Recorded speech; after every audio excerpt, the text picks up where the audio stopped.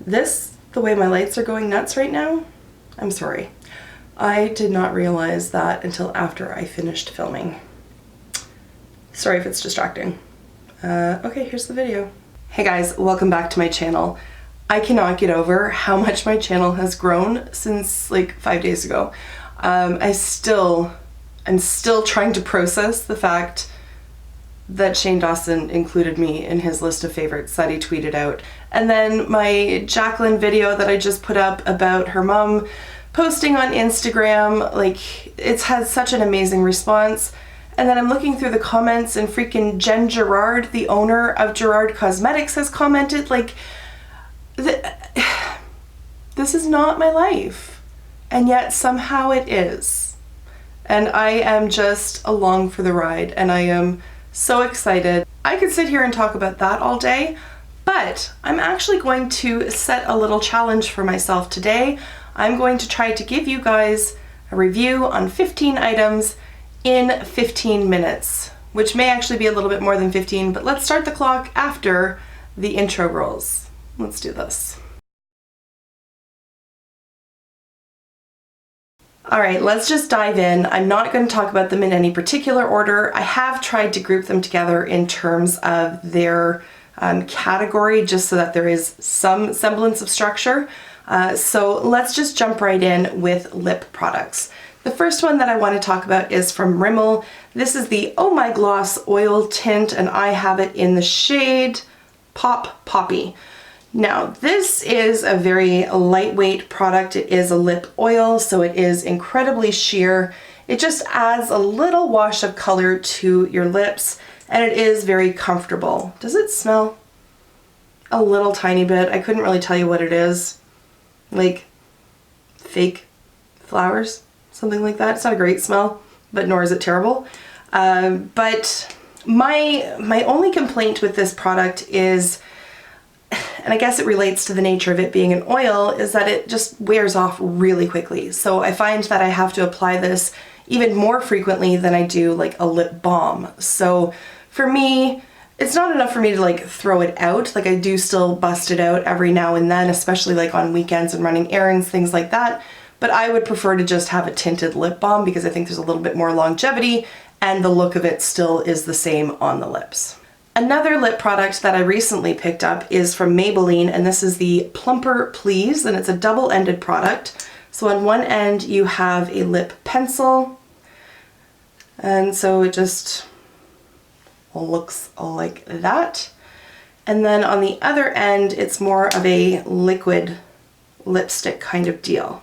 So it does show up almost like a gloss. It's sort of, I guess, what you would consider like a lip lacquer. They don't really name it, do they? Oh, it's a gloss. It is a gloss. So it's a lip gloss, but it's a very thick lip gloss.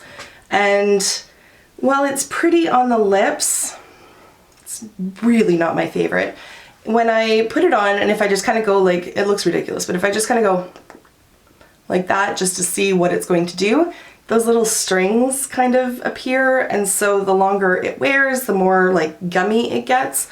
Also, if you're familiar with the Buxom lip glosses, that like mentholated cooling feeling that they have, this has it as well. I should have known that based on the fact that it said Plumper Please, but I just kind of thought that that was more related to being able to sort of overline your lips with the pencil side of it. But no, it has that mentholated feeling, and I just don't like that feeling. So this one for me is just not a winner for me. Speaking of lip plumpers, I got the deluxe size sample of the Tarte Sting Zing. Why I requested this as my freebie from Sephora, I'll never know. It has freaking jellyfish on the container, right? So not only does it have Sting in the name, but it has jellyfish on the container. So I knew that it wasn't going to be good going into it. Like, I knew it was going to be painful. And then it's not going to show up on camera. I guarantee it's not going to show up on camera, but maybe you'll be able to see. There are almost like little hair-like things sticking off of the wand. Not in the contaminated sort of way, but like they look like stinging nettles. Like, are you familiar with that plant? Like, you touch it and then your hand is on fire for like a day afterwards, yeah, that's what this does. And it's a slow burn, right? So you put it on, you're like, okay, this is gonna be okay. And then all of a sudden you're like, dear God, get it off. Except you can't take it off because it's already worked its way into your lips. And then they are just left going, why did you forsake me? So for the love of God, stay away from anything called Sting anything. And if it has jellyfish on the packaging, don't put it on your mouth. Okay, mascaras. I've got two to talk about. One of them is from Laura Mercier, and this is the Caviar Volume Mascara. It has like a twisted bristle thing going on here. So it like twists around. There's sort of like those, like, it's not rubber, they're actually like brush bristles. It's okay. And for the price of it, it should be better than okay. It doesn't flake, it doesn't like smear around or anything like that, but nor does it really do anything else. It just kind of sits there and it just kind of looks like, if you have a lipstick that's like my lips but better, this is like my lashes but better. It doesn't really volumize, it doesn't really lengthen, it doesn't clump them up or look awful, it just kind of looks like I haven't really done anything. And for the price of it, I expect some results, so no. Along the same kind of price line, and I can't really remember exactly, but in and around the same category, there is the Hourglass Caution Extreme Lash Mascara. First of all, from a packaging perspective, I like this one. It has more weight to it, the shiny gold, it just looks very luxe. And again, it has like actual brush bristles. It doesn't have the spinny head like the other one does, but it's just a very like functional looking brush, nothing fancy about it. This mascara is beautiful. It's expensive for what it is, I'm sure, and I know that you can find much less expensive options, particularly at the drugstore, that are still excellent choices. But if you are in the market for a higher end mascara, this is one that I would absolutely recommend. Again, it doesn't flake, it doesn't smudge or smear around, anything like that. I find that this one does tend to have a little bit of a drier formula, which I personally like. So it's not like it's just smearing around and transferring all up above my, like onto my brow bone or anything like that. And I just overall really like this one.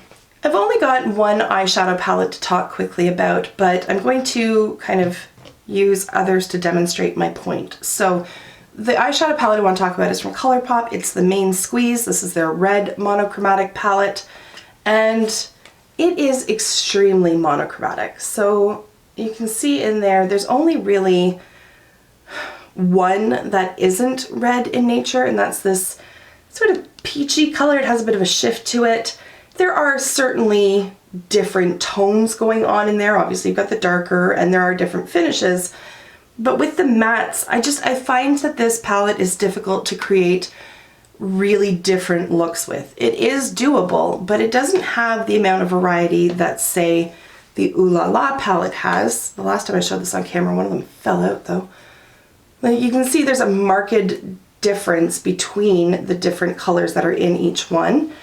And then likewise, the It's My Pleasure, so the purple monochromatic, again, you have a wide variety of different purples and purple inspired tones. So if you look at this one, you can see that it is,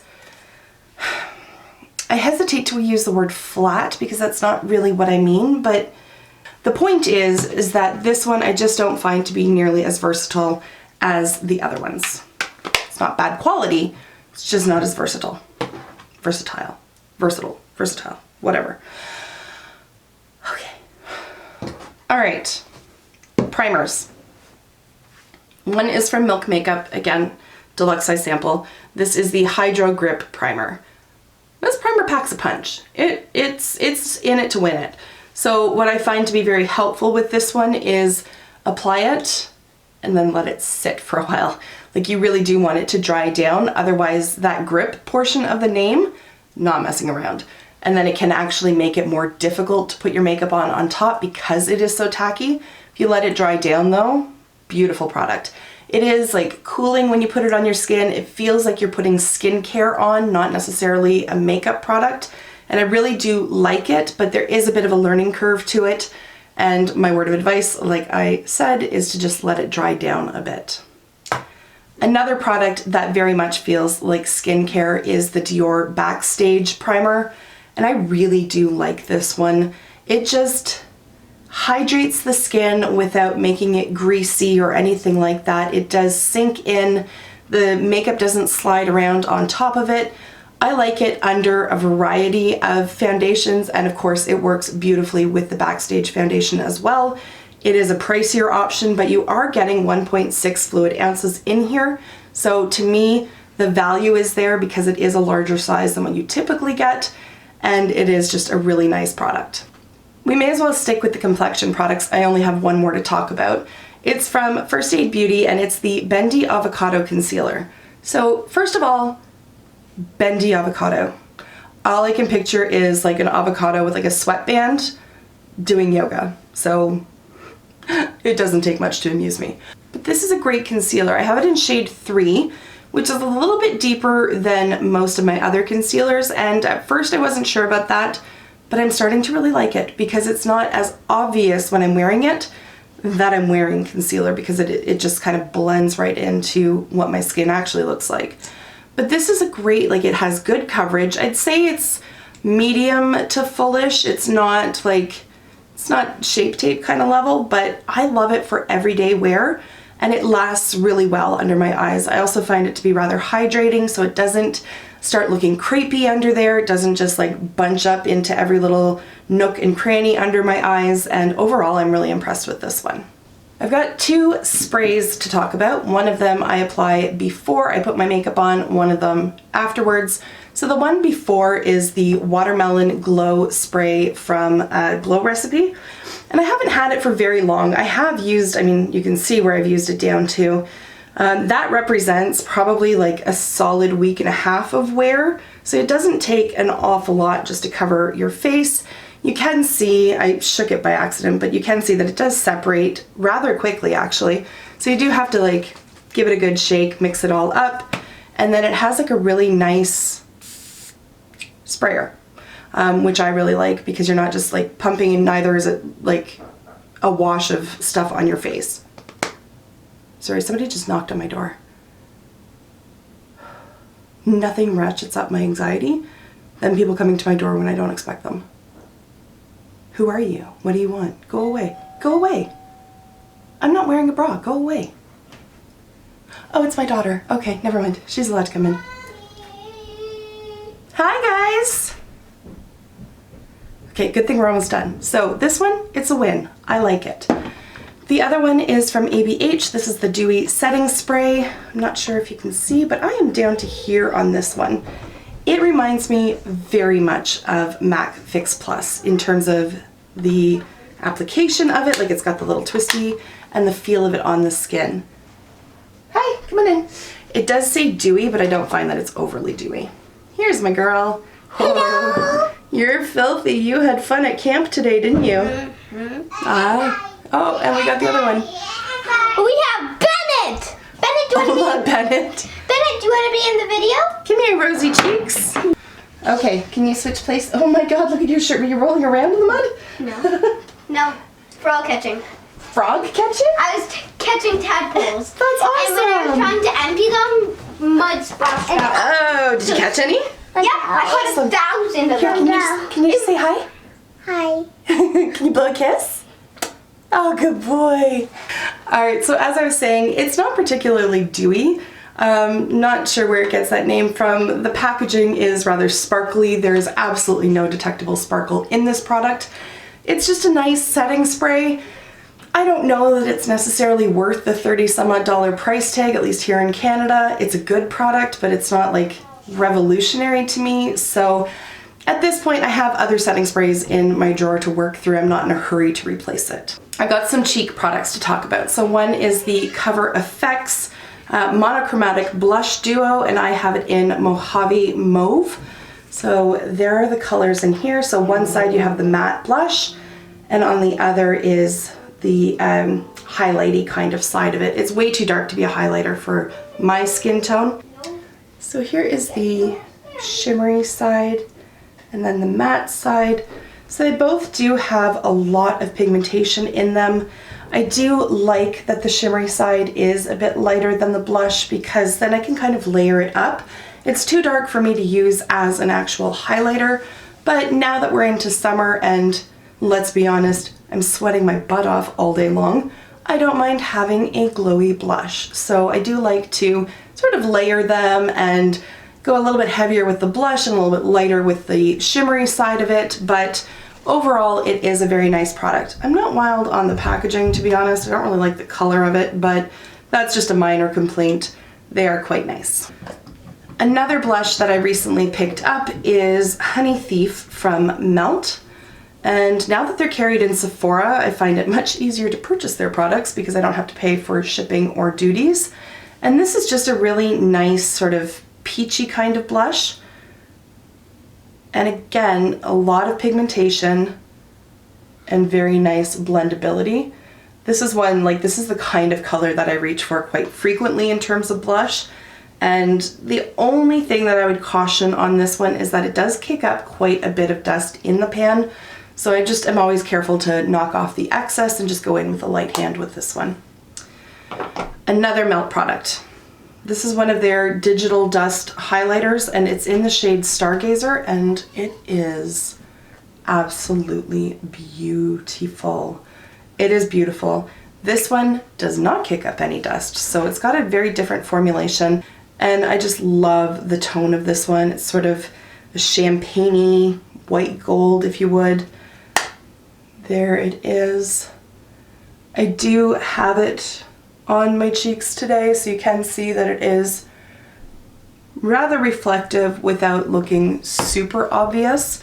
And I really, really like this highlighter. The last product that I want to talk about is also a highlighter. It's a liquid highlighter.